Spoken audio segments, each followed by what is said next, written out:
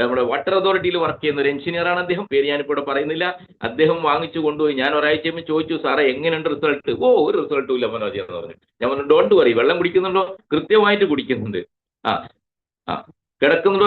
Wrist band ഉണ്ടോ? Wrist band ഒക്കെ ഉണ്ട്. ഇതാ ഇപ്പം എനിക്ക് വീഡിയോ കോളിൽ വരെ കാണിച്ചു തരാം. നിങ്ങൾ റിസ്റ്റ് ബാൻഡ് എനിക്ക് കാണിച്ചു തന്നു. Okay, everything okay. ഞാൻ പറഞ്ഞു, വെയിറ്റ് ചെയ്യ്, ക്ഷമിക്കൊന്ന്, ഇല്ലേ? എന്തായാലും 10 മാസം കഴിയാതെ കൊച്ചു പ്രസവിക്കില്ലല്ലോ, അല്ലേ? ഒന്ന് വെയിറ്റ് ചെയ്യാൻ ഒരു സമയമുണ്ട് സാറേ, കുറച്ചും കൂടെ സമയം എടുക്കും, നിങ്ങളുടെ ബോഡിയിലുള്ള ഇതിനനുസരിച്ച് സമയം എടുക്കുമെന്ന് പറഞ്ഞു. അങ്ങനെ കുറച്ച് ദിവസം കഴിയുമ്പോൾ പിന്നെയും ഞാൻ വിളിച്ചു. ഒന്നും മാറ്റമൊന്നും ആയിട്ടില്ല മനോജ് എന്നത്. ഞാൻ പറഞ്ഞു, ശരി, ഡോണ്ട് വറി എന്ന് പറഞ്ഞു, സമാധാനപ്പെടുത്തി. കുറച്ച് ദിവസം കഴിയുമ്പോൾ എന്നെ ഇങ്ങോട്ട് വിളിക്കും. എൻ്റെ മനോജ്, ഇത് അപാരമായ റിസൾട്ട് കിട്ടി എനിക്ക്. ഞാൻ രാവിലെ ബാറ്റ് കളിക്കാൻ പോവാണ്, മറ്റേ ഇല്ലേ, ഒരു കുഴപ്പമില്ല, ഒരു കടപ്പുമില്ല, എല്ലാം കുറഞ്ഞു പോയിരിക്കുന്നു.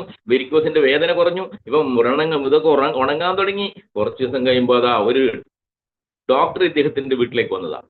ഡോക്ടർ സുഹൃത്തുക്കളാ. ഡോക്ടർ വന്നപ്പോൾ ഇദ്ദേഹം കയ്യിൽ കെട്ടിയിരിക്കണ്, കുപ്പി മേശപ്പുറത്ത് വെച്ചിരിക്കണ്. ഇതൊക്കെ കണ്ടപ്പോൾ ഡോക്ടർ ചോദിച്ചു, ഇതെന്താണ്? അപ്പോൾ ഡോക്ടറോട് പറഞ്ഞു, ഇത് ഇങ്ങനെയാണ്, എനിക്ക് കുറെ മാറ്റം വന്നിട്ടുണ്ട്. ഓ, ഇതൊക്കെ തട്ടിപ്പാണ് എൻ്റെ ചങ്ങാതി എന്ന് പറഞ്ഞു. അപ്പൊ ഇതിനെക്കുറിച്ച് എനിക്കൊന്നും അറിയില്ല. എൻ്റെ ഒരു സുഹൃത്തുണ്ട് മനോജ്, നമ്പർ തരാം, നിങ്ങൾ വേണമെങ്കിൽ ഒന്ന് വിളിച്ചു നോക്കിക്കോന്നു പറഞ്ഞു. അങ്ങനെ ഡോക്ടർക്ക് എൻ്റെ നമ്പർ കൊടുത്തു. ഡോക്ടർ എന്നെ വിളിക്കുക. ഡോക്ടറുടേതായ രീതിയിൽ ഉള്ള സയൻസ് ഒക്കെ അങ്ങോട്ട് പറഞ്ഞു. ഈ പാവപ്പെട്ട ഞാൻ എന്ത് പറഞ്ഞു, എനിക്കറിയുന്ന സയൻസ് ഞാനും പറഞ്ഞു. അങ്ങനെ ഡോക്ടറും ഞാൻ വലിയൊരു യുദ്ധം നടന്നു ഫോണിലൂടെ. അവസാനം ഡോക്ടർ പറഞ്ഞു, എനിക്കും വേണം ഒരു പ്രൊഡക്റ്റ് എന്ന് പറഞ്ഞു. ഡോക്ടറെ കണ്ടിട്ടില്ല, മനസ്സിലായ? ഡോക്ടറെ കണ്ടിട്ടില്ല. ഫോണിലൂടെ തർക്കത്തിനൊടുവിൽ അവസാനം നമ്മുടെ ഡബിൾ പാക്കേജ് നമ്മുടെ വൈഫിനും കൂടെ കൊടുക്കുക. വൈഫും ഡോക്ടറാണ്. രണ്ടുപേർക്കും കൂടെ എൻ്റെ പൊന്നു സുഹൃത്തുക്കളെ ക്യാഷ് കമ്പനി അക്കൗണ്ടിലേക്ക് അടപ്പിച്ചുകൊണ്ട് പ്രൊഡക്റ്റ് അവരുടെ വീട്ടിലേക്ക് ഡെലിവറി ചെയ്യിപ്പിച്ചു. ഞാൻ എൻ്റെ പ്രവർത്തനമായിട്ട് കോഴിക്കോട് ചെന്ന് കുറേ ദിവസം കഴിയുമ്പോൾ ഒരു ദിവസം ഡോക്ടർ വിളിക്കുക, മനോജ് എവിടെ ഉണ്ടെന്ന്. ഞാൻ പറഞ്ഞു, കോഴിക്കോടാണുള്ളത്. ഇത് നിന്നെ ഒന്ന് അർജന്റായിട്ടൊന്ന് കാണണമെന്ന് പറഞ്ഞു. നിങ്ങളാണെങ്കിൽ ചിലപ്പോൾ ഒന്ന് പേടിച്ചു, ആകെപ്പാടെ പ്രശ്നം ആയോ തമ്പുരാനെ, ഇല്ലേ? ഞാൻ പറഞ്ഞു, വേറെ സാറേ, ഞാൻ നാളെ കഴിഞ്ഞ് അവിടെ എറണാകുളത്തെത്തും, മറ്റന്നാൾ തന്നെ താങ്കളെ കാണാൻ വരാം. പിറ്റേ ദിവസം തന്നെ വന്നു. ഞാൻ രാവിലെ എൻ്റെ വീട്ടിൽ നിന്ന് ആ ഹോസ്പിറ്റലിലേക്ക് പോയി. ഹോസ്പിറ്റലിൽ പോയിട്ട് ഞാൻ അവിടെ റിസപ്ഷനിൽ പറഞ്ഞു, എനിക്ക് ഇന്ന് ഡോക്ടറെ കാണണമെന്ന്. അപ്പോൾ റിസപ്ഷനിൽ ആ കുട്ടി ഡോക്ടറെ ക്യാബിനിലേക്ക് വിളിച്ചു. അവിടെ വെയിറ്റ് ചെയ്യാൻ പറഞ്ഞു. അത്ഭുതം എന്ന് പറയട്ടെ, ഡോക്ടർ താഴോട്ട് ഇറങ്ങി വന്നിരിക്കുന്നു. സാധാരണ എല്ലാ ഡോക്ടറും പറയും അയാൾ ഇങ്ങോട്ട് വരാൻ പറയാന്ന്, അല്ലേ? ആ ഡോക്ടർ താഴോട്ട് ഇറങ്ങിയിട്ട് വന്നിട്ട് ചോദിച്ചു, ആരാ മനോജ് എന്ന് ചോദിച്ചു. ഞാൻ പറഞ്ഞു, ഞാനാണ്. ഇങ്ങനെ കൈ കൂപ്പിക്കൊണ്ട് ഞാൻ പറഞ്ഞു, സാറേ ഞാനാ മനോജ്. വാ എന്ന് പറഞ്ഞിട്ട് എൻ്റെ കൈയും പിടിച്ചുകൊണ്ട് അദ്ദേഹത്തിന്റെ ക്യാബിനിലേക്ക് പോയി അദ്ദേഹത്തിന് അവിടെ മുറിക്കകത്തിരുന്നിട്ട് എന്നോട് പറഞ്ഞു, എൻ്റെ മനോജ്, ഇത് അപാരമായ ഒരു പ്രൊഡക്റ്റ് തന്നെ കേട്ടാ, നമിക്കുന്നു ഞാൻ എന്ന് പറഞ്ഞു. അപ്പോൾ അതിൽ കിട്ടിയ റിസൾട്ടുകൾ പറഞ്ഞു. സാറിന് വൈകുന്നേരം ആകുമ്പോൾ നമ്മുടെ ഭാസ്കരൻ സാറ് പറഞ്ഞ ഒരു ശ്വാസം മുട്ടൽ, എന്തായാലും പറയാം, അവർ അല്ലേ, ശ്വാസ തടസ്സം അനുഭവിക്കണം, വലിച്ചുകൊണ്ടിരിക്കുകയായിരുന്നു. അത് കംപ്ലീറ്റ് മാറി. മുട്ടുവേദന മാറി. സോറിയാസിസ് ഉണ്ടായിരുന്നു. സോറിയാസിന് വേണ്ടി ചെവിയും കാണിച്ചു തന്നു. അത്ഭുതം, ഇല്ലേ? ഇതിനൊന്നും യാതൊരു മരുന്നും ഞങ്ങളില്ല. എന്തെങ്കിലും ടാബ്ലറ്റ് എഴുതി കൊടുക്കും, പിന്നെ പറയും ഒന്നും കൂടെ നോക്കാന്ന് പറയും, പിന്നെ പറയും അത് ചെയ്യാൻ പറയും, പിന്നെ ആൾക്കാർ അടുത്ത ഹോസ്പിറ്റലിലേക്ക് പോവാണ് ചെയ്യാറ്.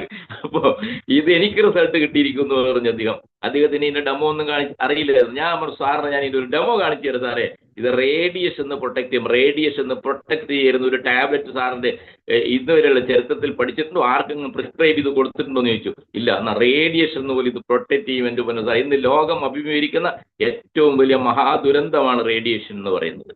അപ്പോൾ ഞാനതിൻ്റെ ഡെമോ കൂടെ കാണിച്ചു കൊടുത്തപ്പോൾ അത്ഭുതം എന്ന് പറയട്ടെ, അദ്ദേഹം അത്ഭുതപ്പെടുകയും അങ്ങനെ നിരവധി ഡോക്ടേഴ്സിലേക്ക് അദ്ദേഹം എനിക്ക് റെഫർ ചെയ്യുകയും നിരവധി ഡോക്ടേഴ്സിനെ കൊണ്ടുവരാൻ സാധിക്കുകയും അങ്ങനെ ഏകദേശം 500 ഇപ്പം 1000 എന്ന് തോന്നുന്നു, അത്രയും ഡോക്ടേഴ്സ് നമ്മുടെ ഈ പ്രൊഡക്റ്റ് ഉപയോഗിക്കുകയും വളരെ നല്ല രീതിയിൽ ഇന്ന് കേരളക്കാരെ അങ്ങോളം ഇങ്ങോളം ജനകീയമായി മാറ്റാനും നമുക്ക് ആത്മാർത്ഥമായിട്ട് സാധിച്ചിട്ടുണ്ട്.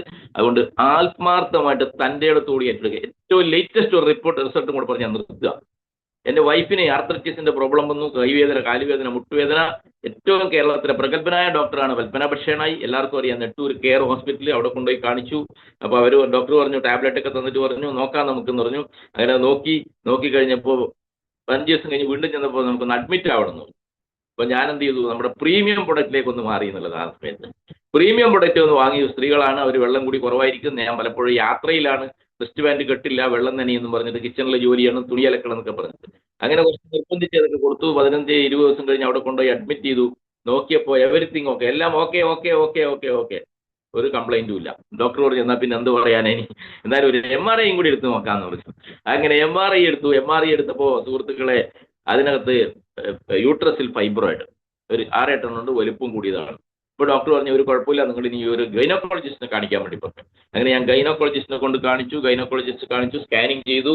അതിന് ഗൈനക്കോളജിസ്റ്റ് പറഞ്ഞു, എന്തായാലും പ്രായമൊക്കെ ആയില്ലേ, കൊണ്ട് യൂട്രസ് റിമൂവ് ചെയ്യുന്നതാണ് നല്ലത് എന്ന് പറഞ്ഞു. ഞാൻ പറഞ്ഞു, ഓക്കെ, നമുക്ക് കുറച്ചും കൂടെ കഴിയട്ടെ, ഇത്തിരി 1 മാസം കൂടെ കഴിഞ്ഞിട്ട് ചെയ്യാം സാറേ എന്ന് പറഞ്ഞു. എൻ്റെ വീട്ടിൻ്റെ അടുത്താണ് ഗൈനക്കോളജിസ്റ്റ്. അപ്പോൾ കുറച്ചും കൂടെ കഴിഞ്ഞിട്ട് ചെയ്യാമെന്ന് പറഞ്ഞ് ഞാൻ തിരിച്ചു വന്നു. ഏകദേശം 1.5 മാസം കഴിഞ്ഞു. അത് കഴിഞ്ഞ് നന്നായിട്ട് വെള്ളം കുടിപ്പിച്ചു, നന്നായിട്ട് റെസ്റ്റ് ബാൻഡ് ഉപയോഗിച്ചു. ഞാൻ ലേക്ക് ഷോർ എന്ന് പറഞ്ഞ ഹോസ്പിറ്റലിൽ സ്മിത ജോയ് എന്ന് പറയുന്ന അവിടുത്തെ ഗൈനക്കോളജിയുടെ സർജനാണ്, അവർ ഗൈനക്കോളജിസ്റ്റാണ്. അവരെ അപ്പോയിൻമെൻ്റ് എടുത്തു. എന്തായാലും ഇനി വേണമെങ്കിൽ അവിടെ ചെന്നിട്ട് യൂട്രസ് റിമൂവ് ചെയ്യാൻ വേണ്ടി തീരുമാനിച്ചുകൊണ്ട് ആ ഡോക്ടറുടെ അപ്പോയിൻമെൻ്റ് എടുത്ത് അവിടെ ചെന്നു. ഞാൻ ഈ കാര്യങ്ങൾ റിസൾട്ട് എല്ലാം റിപ്പോർട്ട് അവിടെ കാണിച്ചു.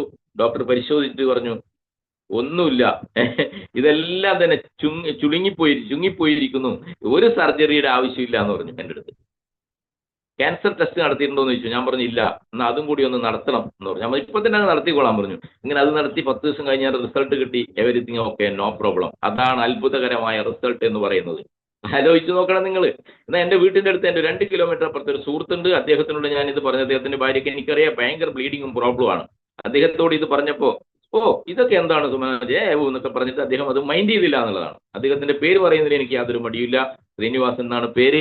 അദ്ദേഹം വാങ്ങിച്ചില്ല, ഞാൻ കമ്പൽ ചെയ്യാനും പോയില്ല. എന്നാൽ പാർലമെന്റ് ഇലക്ഷൻ്റെ തൊട്ട് മുമ്പ് അദ്ദേഹത്തിന്റെ വൈഫിനെ നമ്മുടെ യൂട്രസ് റിമൂവ് ചെയ്തു. 1,80,000 ലിസി ഹോസ്പിറ്റൽ ചെലവായി എന്ന് അദ്ദേഹം വോട്ടർ സ്ലിപ്പ് വിതരണം ചെയ്യാൻ വേണ്ടിയിട്ട് എൻ്റെ വീട്ടിൽ വന്നപ്പോൾ എന്നോട് പറയുകയുണ്ടായി. മനസ്സിലായ? അതാണ് നമ്മൾ തിരിച്ചറിയേണ്ടത്. പലരും ഇത് ഉൾക്കൊള്ളാൻ വേണ്ടി തയ്യാറാകുന്നില്ലാണ് ഇപ്പോഴും നമ്മുടെ സമൂഹത്തിൽ നടക്കുന്ന ഒരു പ്രധാന പ്രശ്നം എന്ന് പറയുന്നുണ്ട്. അതുകൊണ്ട് ആത്മാർത്ഥമായിട്ട് ഇത് ഏറ്റെടുത്ത് മുന്നോട്ട് പോവുക എന്നുള്ളത് മാത്രമാണ് ഈ വൈകിയ വേളയിൽ പറയാനുള്ളത്. വേറെ കൂടുതൽ